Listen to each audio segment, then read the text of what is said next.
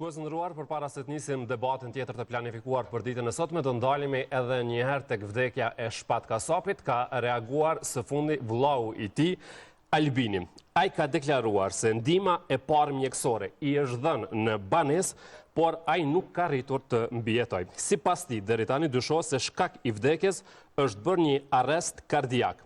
I tronditur dhe i shokuar nga lajmi, Albini ka thënë se po shpresonin që informacioni që u erdhi nga Italia të mos ishte i vërtet, por që për fat të keq vdekja e tij tashmë është e konfirmuar. Ndërkaq disa informacione më të detajuara i ka dhënë edhe shoku i ngushtë i Shpat Kasapit, Rezart Vleshenja, i cili ka folur me gruan e Shpat Kasapit, dhe ajo i ka thënë se për shkak të disa problemeve shëndetësore të djalit kanë qenë atje, por që lidhen me disa probleme edhe të Shpatit.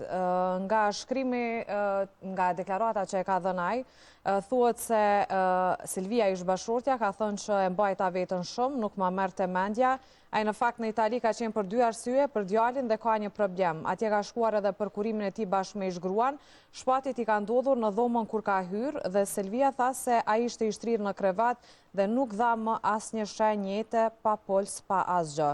Ajo u shtrëngua dhe ka lajmëruar stafin e hotelit. Pra këto janë disa nga informacionet e fundit që vijnë në lidhje me rastin.